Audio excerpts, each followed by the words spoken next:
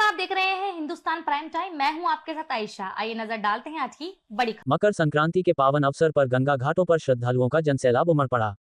सुबह से ही लाखों लोगों ने आस्था की डुबकी लगाई। हर हर गंगे के जयघोष से घाट गूंज उठे।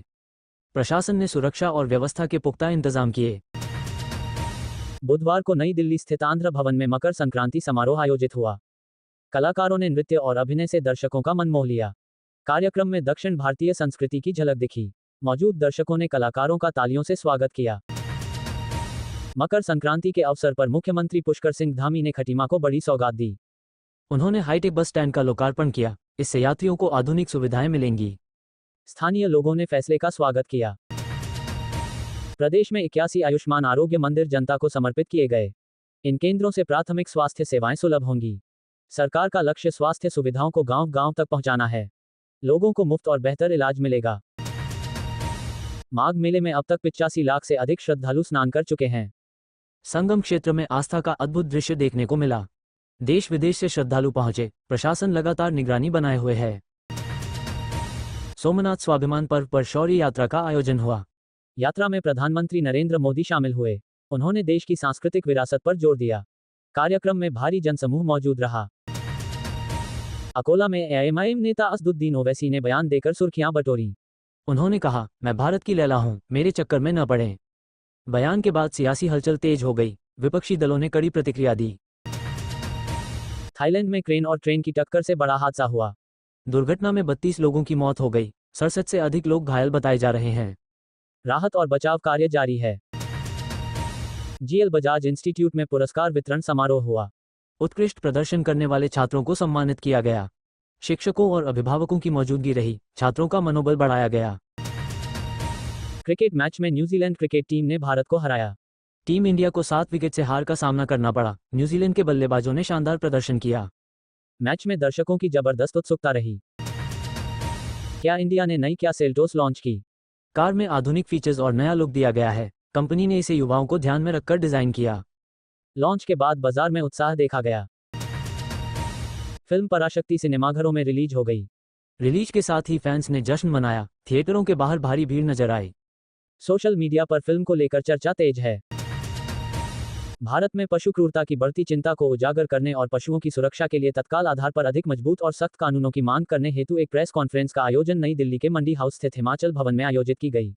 इस कार्यक्रम का उद्देश्य पशुओं, विशेषकर सामुदायिक कुत्तों, के साथ हो रहे दुर्व्यवहार, हिंसा और उपेक्षा के बढ़ते मामलों पर राष्ट्रीय ध्यान आकर्षित करना तथा कानूनी और सामाजिक सुधार की तत्काल आवश्यकता को सामने लाना है। इस प्रेस कॉन्फ्रेंस की मुख्य वक्ता डॉक्टर अनुरूपा रॉय हैं, जो एक समर्पित पशु कल्याण कार्यकर्ता हैं और अपने नियमित पेशे के अलावा पशु कल्याण के लिए निरंतर प्रयास करती रही हैं। वह इस मामले में माननीय सर्वोच्च न्यायालय, भारत में इम्प्लीन पसंद भी हैं, जिससे उन्हें इस विषय पर प्रत्यक्ष कानूनी भागीदारी और प्रत्यक्ष अनुभव प्राप्त है। इस मंच के माध्यम से डॉक्टर रॉय उन व्यक्तियों, समूहों और समुदायों के खिलाफ आवाज उठा रही हैं जो किसी भी रूप में पशुओं के साथ दुर्व्यवहार करते हैं या मुद्दे को सनसनीखेज बनाने के लिए फर्जी आंकड़े तैयार करते हैं। अधिकांश कुत्ते काटने की घटनाएं उकसावे, स्थानांतरण, अपर्याप्त भोजन और पशु नियंत्रण कार्यक्रमों में भ्रष्टाचार के कारण होती हैं। डॉक्टर रॉय ने कई विकसित देशों में अध्ययन और कार्य किया है, इसलिए वह भारत के पशु कल्याण कानूनों की तुलना उन देशों से करती हैं। इंपॉर्टेंट क्वेश्चन है ना, मैं उठाने वाले थे इस बात को। आप ये बताइए, इनफैक्ट सबने देखा होगा हमारे कंट्री में रेबीज की फेक वैक्सीनेशन आ गई। और वर्स्ट पार्ट इज हमारे कंट्री ने हमें ये इत्तला नहीं किया। हमें तो ऑस्ट्रेलिया से पता चला ये बात सबसे पहले। मैंने तो खुद अवेयर ले लिया था 2 दिन पहले। आपको मैं बिल दिखा सकती हूँ। मैं खुद परेशान हो गई। मैंने कहा, अरे बाप रे, अब क्या होगा मेरा। मैंने तो अवेयर लिया। अब सवाल ये है कि देश में अगर रेबीज जैसी डेडली बीमारी की, जो है रेयर लेकिन है डेडली, एज ए डॉक्टर मैं इसको ये नहीं कह सकती हाँ आम बीमारी है, रेयर है। अब इसकी अगर वैक्सीनेशन फेक है तो फिर क्या कर सकता है इंसान। और ऐसा नहीं कि कुत्ते से रेबीज होता है। अगर इन्होंने कैट को भी रेस्क्यू किया होता और कैट ने भी स्क्रैच कर दिया होता और अगर वैक्सीनेशन फेक थी तो मैं मरना तो तय था। तो रेबीज है डेडली लेकिन इट्स 100% प्रिवेंटेबल बीमारी। मकर संक्रांति के पावन अवसर पर पूर्वी दिल्ली के लक्ष्मी नगर स्थित ललिता पार्क में मां शक्ति अंतर्राष्ट्रीय संस्था द्वारा स्वतंत्रता सेनानी श्री सेवाराम गुप्ता की पुण्यतिथि पर ठंड को देखते हुए 150 से भी अधिक दिव्यांगजनों एवं वरिष्ठ नागरिकों को कंबल व हीटर बांटे गए। इस मौके पर संस्था की अध्यक्षा श्रीमती अनिता गुप्ता ने संस्था की विस्तृत जानकारी देते हुए बताया कि उनकी यह संस्था पिछले 15 वर्षों से निरंतर असहाय व गरीब परिवारों की सहायतार्थ कार्य करती चली आ रही है। शक्ति अंतर्राष्ट्रीय संस्था की अध्यक्ष हूँ और मैं आपका पंडित दीनदयाल उपाध्याय मैं सेक्शुअल हरासमेंट कमेटी की मेंबर हूँ और वहाँ ग्रीवियंस रिड्रेसल कमेटी में भी मैं मेंबर हूँ। और बाकी मैम आज के प्रोग्राम के बारे में बताइए। आज जो दिव्यांगों को और सीनियर सिटीजन को आपने जो ऑर्गन्स भी बांटे हैं और कंबल और हीटर बांटे हैं, क्या पर्पज है, क्यों बांटे हैं? देखिए, लोहड़ी और मकर संक्रांति का अवसर और इतनी कड़ाके की ठंड पड़ रही है, उसमें वैसे भी हम उसमें लोगों को ठंड से बचाने के लिए हीटर्स, कंबल्स और ब्लैंकेट्स और ये वूलन्स वगैरह दिए जा रहे हैं आज। और आज जो स्वतंत्रता सेनानी है श्री सेवाराम गुप्ता जी, उनकी पुण्यतिथि है और लगातार हर साल उनकी पुण्यतिथि पर ही ठंड में ये दिए जाते हैं ताकि लोग ज़्यादा से ज़्यादा ठंड से बच सके। और आज कितने लोगों को दिया गया जो चैरिटी का काम, कितने लोगों को दिया? आज 100 लोगों को ब्लैंकेट और ये हीटर्स वगैरह जो है वो दिए जा रहे हैं, मेरे द्वारा दिया जा रहा है। मैं senior executive member and former president taxation bar association नई दिल्ली का हूँ। मुझे प्रचंड खुशी है, मुझे मुख्य अतिथि बनाया गया है और आज स्वतंत्रता संग्राम सेनानी श्री सेवाराम गुप्ता की पुण्य तिथि के अवसर पर दिव्यांगों को तथा सीनियर सिटीजन्स को कंबल और हीटर्स करीब 100 लोगों को दिए गए हैं। जैसा टीम के मेंबर है जिनका नाम है टुम्पा दास। आज के कार्यक्रम में बताएं, आज क्या क्या कार्यक्रम आप कर रहे हैं? सर, हमारा जो कार्यक्रम होता है वो हम करते हैं इंडियन रेड क्रॉस द्वारा, जो कि हमें जैसा कि बताया जाता है, जैसे कि ज़रूरतमंद लोगों को हम लोग जैसी मदद हमसे हो सकती है वो हम मदद करते हैं। जैसे कि आज हम आए हैं अनीता गुप्ता मैडम जी के पास, जिनका फाउंडेशन जो कि लक्ष्मी नगर के एक ललिता पार्क में स्थित है, वो दिव्यांगजनों को और ज़रूरतमंद लोगों को, जैसे कि हमने आज डिस्ट्रीब्यूट किया है कंबल, ब्लैंकेट और ज़रूरतमंदों को हीटर भी दिए हैं। पौराणिक, पारंपरिक, ऐतिहासिक, सांस्कृतिक, व्यापारिक गिर कौतिक 2026 का आगाज गिर के खेल को समर्पित खेल के साथ ही विभिन्न पारंपरिक खेलों के साथ 14 जनवरी 2026 को उत्तरायणी संक्रांति के दिन गिर कौतिक की शुरुआत पारंपरिक व मानसिक खेल बाग बकरी, शतरंज, नींबू चम्मच दौड़, रस्सा कस्सी, रस्सी कूद, सामान घेरो, इनाम पाओ, मुर्गा झपट, लूडो, कैरम, दौड़, चित्रकला, निबंध, भाषण, सामान्य ज्ञान प्रतियोगिता, जूनियर, सीनियर, सांप सीढ़ी, बैलून पास, कबड्डी आदि प्रतियोगिता के साथ की गई। 2 दिवसीय गिर कौतिक का शुभारंभ मुख्य अतिथि व विशिष्ट अतिथि के द्वारा किया गया। ज्ञान की देवी मां सरस्वती की प्रतिमा के सम्मुख मुख्य अतिथि व गणमान्य व्यक्तियों के द्वारा दीप प्रज्वलन किया गया। इसके उपरांत गिर कौतिक एवं सांस्कृतिक विकास समिति के अध्यक्ष कृपाल सिंह शीला, उपाध्यक्ष शिव सिंह रावत व इस कौतिक के मुख्य आयोजक प्रेम प्रकाश, बलवंत रावत, सुंदर प्रकाश, सुरेंद्र सिंह, हरिराम, दिवानीराम जी द्वारा मुख्य अतिथि, विशिष्ट अतिथियों का स्वागत किया गया। पारंपरिक खेलों का शुभारंभ मशाल जुलूस के साथ धावक जानवी डंगवाल के द्वारा शुरुआत की गई। इसके उपरांत 200 मीटर की प्रारंभ हुई। दौड़ के रूप में पहली प्रतियोगिता में दीपक असवाल ने प्रथम स्थान प्राप्त किया। शतरंज में आदित्य ठाकुर ने प्रथम, लूडो में अभिनव ने प्रथम, पारंपरिक ध्यप के खेल में अभिनय ने प्रथम स्थान प्राप्त किया। कबड्डी प्रतियोगिता में जीनापानी टाइटन कमांडो टीम से आयुष गढ़ाकोटी, पवन रावत, अतुल गढ़ाकोटी, विवेक गढ़ाकोटी, दीपक सिंह असवाल, आदित्य ठाकुर, विश्वजीत ठाकुर विजेता रही। हॉकी गिर में अतुल गढ़ाकोटी ने प्रथम स्थान प्राप्त किया। सभी प्रथम स्थान विजेता प्रतिभागियों को गिर कौतिक एवं सांस्कृतिक विकास समिति ग्राम सभा चनोली सरपटा द्वारा गिर खेल के लोगों से बने गोल्ड, सिल्वर मेडल व प्रमाण पत्र प्रदान कर पुरस्कृत किया गया। देखेंगे गिर का खेल स्टार्ट हो रहा है। बहुत बढ़िया, बहुत बढ़िया। और अभी तक बहुत बढ़िया, बहुत बढ़िया, बहुत बढ़िया, बहुत बढ़िया, बहुत बढ़िया।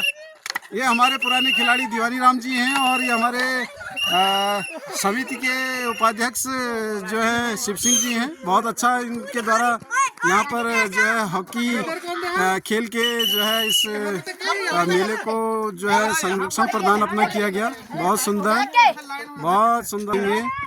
और यहाँ पर अभी शाम के समय भी हॉकी जो है शुरू हो रही है और हॉकी का आनंद लिया जा रहा है। और यही हमारे बुजुर्गों का जो है करता था। उस समय आज की तरह साधन नहीं थे तो लोग ऐसे ही खेला करते थे। तो बहुत बहुत धन्यवाद। निगरानी के लिए एक ऐतिहासिक मेला होगा क्योंकि उन बच्चों के हाथ में पड़ेंगे आपका ये निश्चित है। जितना मेडल है सब निगरानी ही ले जाएंगे। जो है हमारे बीच में हमारे गांव के पूर्व प्रधान और इस मेले के उपाध्यक्ष शिव सिंह रावत जी हमारे बीच हैं। तो मेरा आपसे निवेदन है, हमारे बीच में है लक्ष्मण सिंह जी जो कि एडिशनल एसआई हैं हमारे भिकियासैन ब्लॉक में तहसील में। तो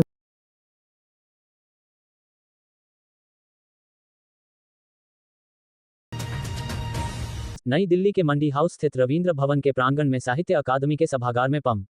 तिलकराज शर्मा स्मृति न्यास संयुक्त राज्य अमेरिका के तत्वावधान में सम्मान समारोह एवं पुस्तक लोकार्पण 2026 का भव्य आयोजन किया गया. कार्यक्रम की अध्यक्षता प्रतिष्ठित उद्यमी एवं वरिष्ठ साहित्यकार बीएल गौर ने की. मुख्य अतिथि के रूप में उत्तराखंड के पूर्व मुख्यमंत्री, भारत के पूर्व शिक्षा मंत्री, पूर्व सांसद एवं वरिष्ठ साहित्यकार डॉक्टर रमेश पोखरियाल निशंक उपस्थित थे. विशिष्ट अतिथियों में भोपाल विश्वरंग के संस्थापक एवं वरिष्ठ साहित्यकार संतोष चौबे, प्रतिष्ठित समाजसेवी एवं पम तिलकराज स्मृति न्यास के अध्यक्ष एवं सर्वेसेवा इंद्रजीत शर्मा तथा इंडोनेशिया के साहित्यकार रसाचार्य इमादे धर्मयश मंचासीन रहे. समारोह का संचालन शिक्षाविद एवं साहित्यकार डॉक्टर विवेक गौतम ने किया. कार्यक्रम का शुभारंभ पम तिलकराज शर्मा के चित्र पर श्रद्धासुमन अर्पित करने से हुआ. उसके बाद पद्मभूषण राम बहादुर राय को पम तिलकराज स्मृति न्यास के अध्यक्ष इंद्रजीत शर्मा एवं मंचासीन गणमान्य विभूतियों के कर कमलों द्वारा न्यास के सर्वोच्च सम्मान के तहत माल्यार्पण, शाल ओढ़ाकर, प्रशस्ति पत्र एवं स्मृति चिन्ह सहित 1,01,000 रुपये पर की सम्मान राशि भी प्रदान की गई. साथ ही अन्य मंचासीन गणमान्य व्यक्तित्वों का भी सम्मान माल्यार्पण एवं शाल ओढ़ाकर किया गया. कार्यक्रम को गति प्रदान करते हुए डॉक्टर विवेक गौतम ने इंद्रजीत शर्मा को आरंभिक उद्बोधन के लिए आमंत्रित किया. उन्होंने देश विदेश में न्यास के अंतर्गत निरंतर गतिशील गतिविधियों के संबंध में संक्षिप्त उद्गारों के साथ महत्वपूर्ण विवरण प्रस्तुत किया. बी.एल. गौर ने डॉक्टर विवेक गौतम के व्यक्तित्व और कृतित्व से लोगों को अवगत कराया. सौरभ पांडेय, मनिंद्र जैन इत्यादि विद्वज्जनों के व्यक्तित्व से परिचय कराया. तदुपरांत उन्होंने अपनी 2 कृतियां संतोष चौबे को सौंपते हुए उनके संबंध में संक्षिप्त जानकारी उपस्थित जनसमुदाय से साझा की. संतोष चौबे ने इंद्रजीत शर्मा की प्रशंसा करते हुए राम बहादुर राय के व्यक्तित्व पर संक्षिप्त विचार प्रस्तुत किए. साथ ही अपने जीवन से जुड़े एक अनुभव को श्रोताओं के समक्ष रखते हुए मौलिक गजल के वाचन सुनाकर अपनी वाणी को विराम दिया. रसाचार्य इमादे धर्मयश ने अपने उद्बोधन में स्वयं के नाम को व्याख्यायित करते हुए अवगत कराया कि मादे परिवार के दूसरे नंबर के पुत्र को पुकारा जाता है. हमें ऐसे आयोजनों से यह शिक्षा लेकर जाना चाहिए कि हम अपने बच्चों के लिए कुछ न कुछ ग्रहण करके उन्हें अवश्य बताएं. तभी हमारी संस्कृति को आगे ले जाने में सहायता और सहयोग मिलेगा. राम बहादुर राय ने अपने संक्षिप्त वक्तव्य में उन्हें सम्मानित करने हेतु धन्यवाद और आभार ज्ञापित किया. डॉक्टर रमेश पोखरियाल निशंक ने अपने उद्बोधन के माध्यम से कहा कि यह कार्यक्रम हमें बहुत कुछ सिखाते हैं, जिन्हें हम सभी को जीवन में आत्मसात करना चाहिए. हमें आने वाले परिवर्तनों और आने वाली नई पीढ़ी को जानने और समझने की आवश्यकता है. बीएल गौर ने देहरादून स्थित लेखक ग्राम का दौरा करने के बाद उसे पुस्तक का आकार दिया. ये प्रकरण प्रशंसनीय और प्रेरणादायक है. उन्होंने कहा, हमें राम बहादुर राय के जीवन से प्रेरणा लेनी चाहिए कि आपातकाल की कठिन परिस्थितियों का सामना करते हुए भी उन्होंने सच्चाई से समझौता नहीं किया. नरेंद्र मोदी के जीवन के कुछ प्रकरणों का जिक्र करते हुए श्रोताओं को लाभान्वित किया. खबरों के लिए देखते रहिए हिंदुस्तान प्राइम टाइम.